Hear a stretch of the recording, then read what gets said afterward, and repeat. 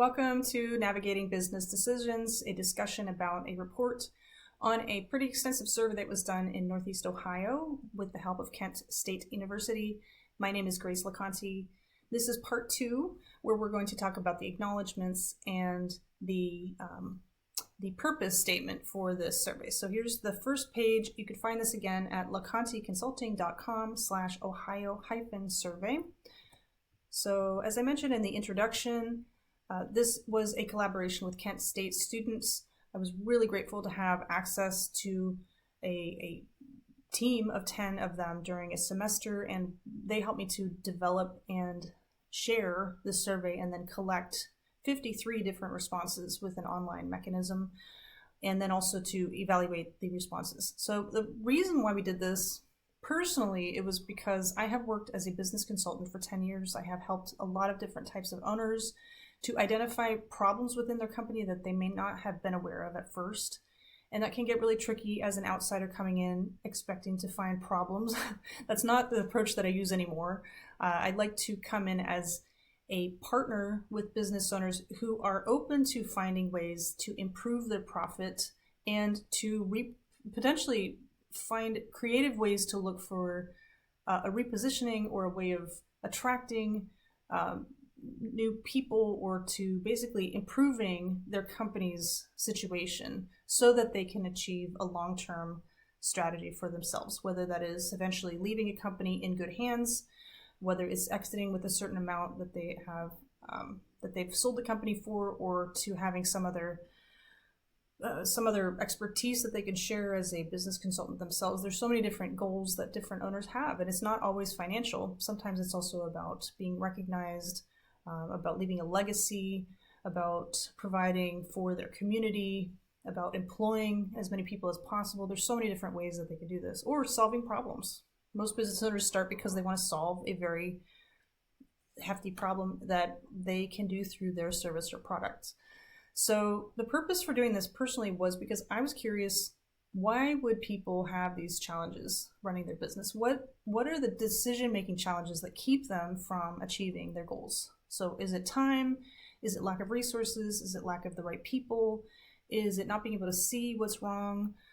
What is it that, in the words of that owner or leader, what they would say about what's keeping them from making really good decisions? And secondly, I wanted to kind of get a slice of what a particular region of the country was doing. So as I mentioned in the first video, I'm from Ohio. I grew up in Pennsylvania, but also in Athens County in Athens, Ohio. And I have friends and contacts in Northeast Ohio, Canton, Akron, Cleveland.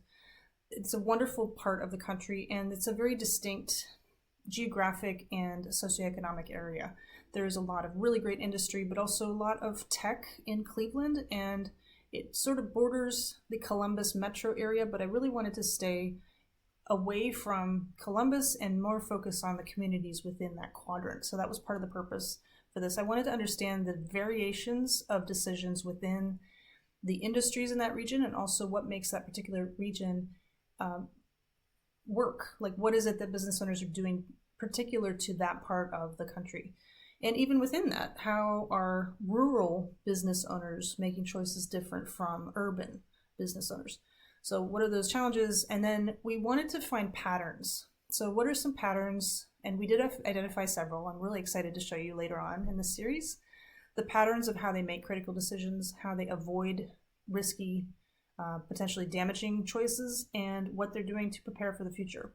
And then finally, the most important thing is, it's great to do research, and it's fun for me anyway, to do it in silence and quiet in the background, but how can this actually apply to the real world?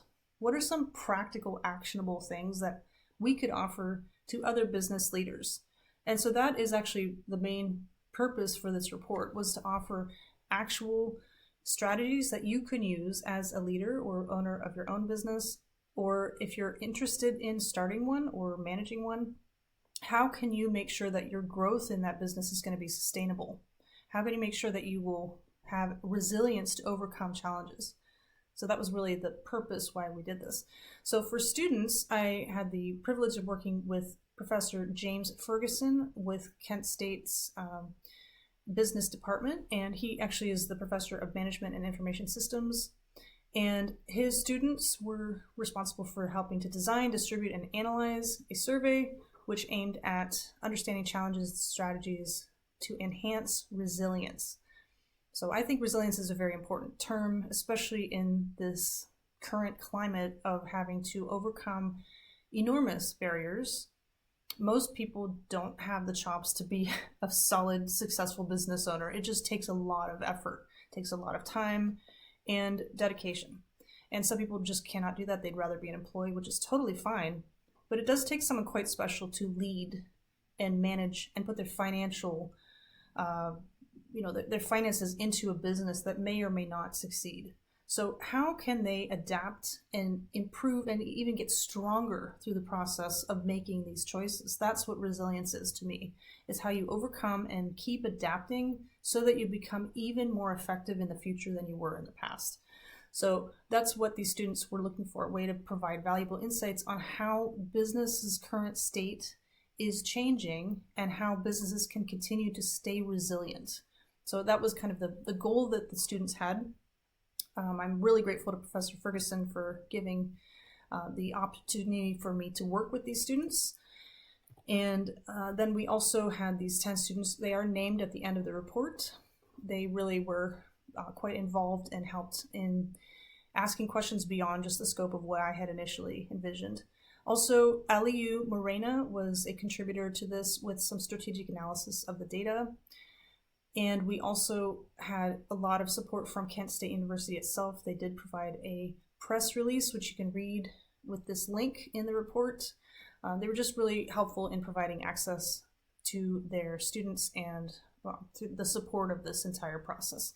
And finally, we wouldn't even have this report or this study without the enormously generous participation of 53 different active, independent employers / business owners / leaders in Northeast Ohio.